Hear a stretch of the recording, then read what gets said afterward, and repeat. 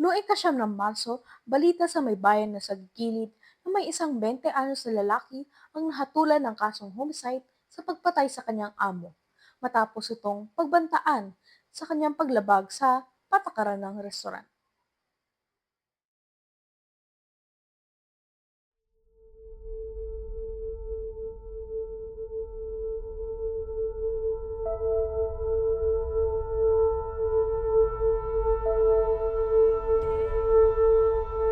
Julian Candelabra, ano ang may papaliwanag mo sa pangyayaring ito? Hindi! Hindi ko ginawa yun! Hindi ko sinasadya! Hindi! Hindi!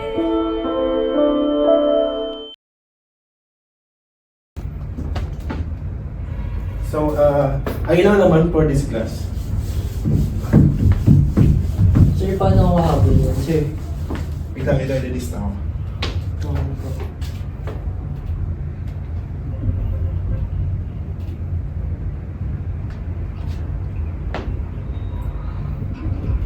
Bale, ito parang para makahabol ka sa grades mo.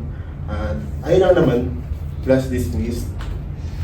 Okay, sir. Thank you, sir.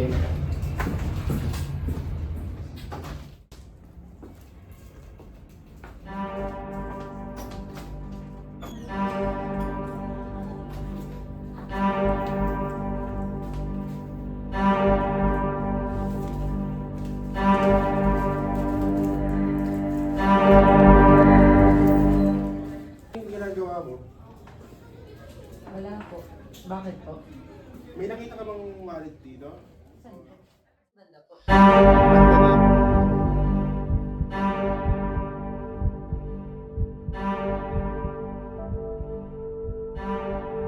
Ay naku Julian, sa tingin mo ba tama yung ginagawa mo? Nasa yung pera? Hindi po. Ito po. Sorry po. Ay naku Julian, tatawa pa naman yung tatay mo. Sige na, umuwi ka na. Sorry po. Sorry po.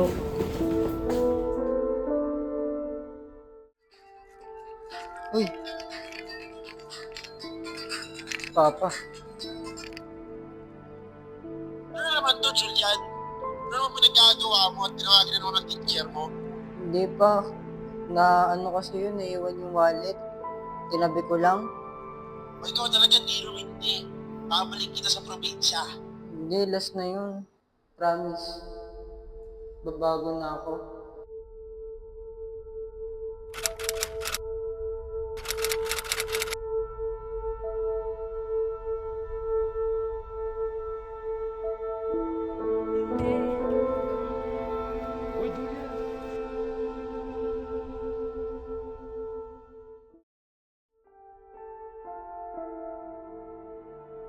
Pre, Long time no kumusta?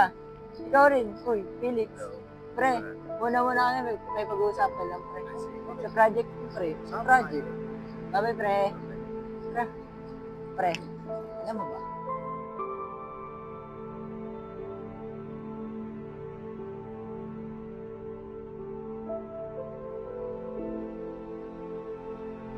Uy! Pre, Fred, Gusto ka?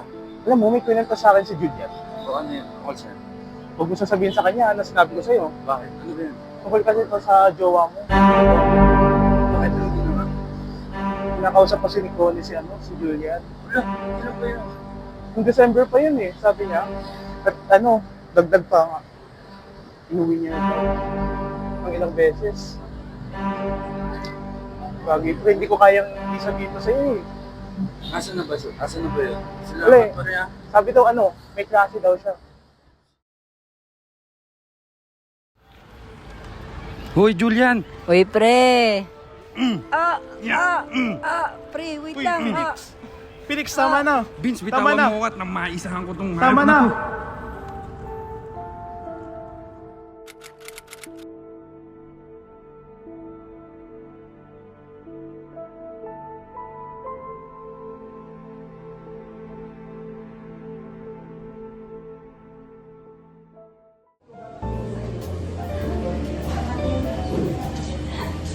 Hello, miss. Okay na po.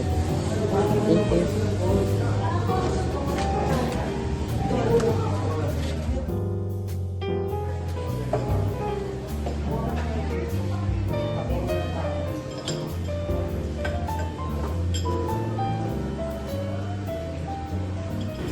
Julian, sinasabi ko na nga ba?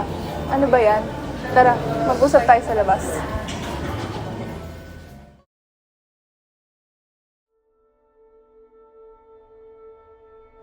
Julian, sinasabi ko na sa yung bawal kumain habang nagtatrabaho. Eto, sagutan mo tong termination contract. Sorry, miss. Kala ko to kasi libre pagkain. Anong libre? Ano to karinderya? Para magkaroon ng libreng pagkain? Kaya nga sagutan mo na yun kasi kaya ako sa empleyado hindi marunong sumunod sa patakaran.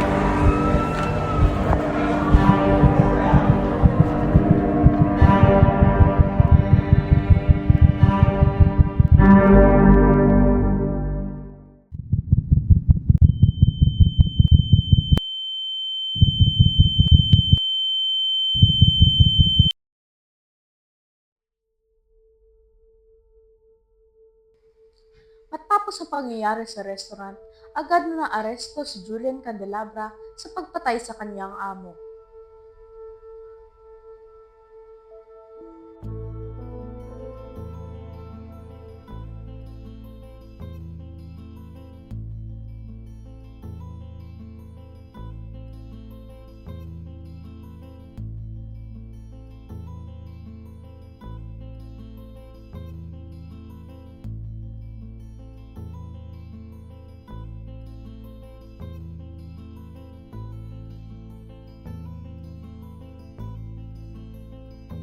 Ang buhay ni Julian Candelabra ay naging isang paalala kung paano maaaring magbago ang kapalaran ng isang tao dahil sa mga desisyong hindi niya napigilan sa sandalit ng galit at kahinaan. Nung isilang ka sa mundong ito, laking tuwa ng Hindi! Hindi! at ang kamay nila yung ilaw. Yung ginagawa mo. At ang nanay at tatay mo'y di malaman ang gagawin. Namasdan pati pagtulog mo.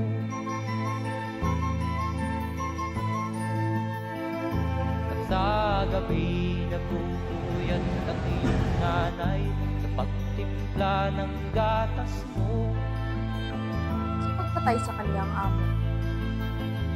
At sa umaga na may kalong ka ng iyong amang tuwang-tuwa sa'yo.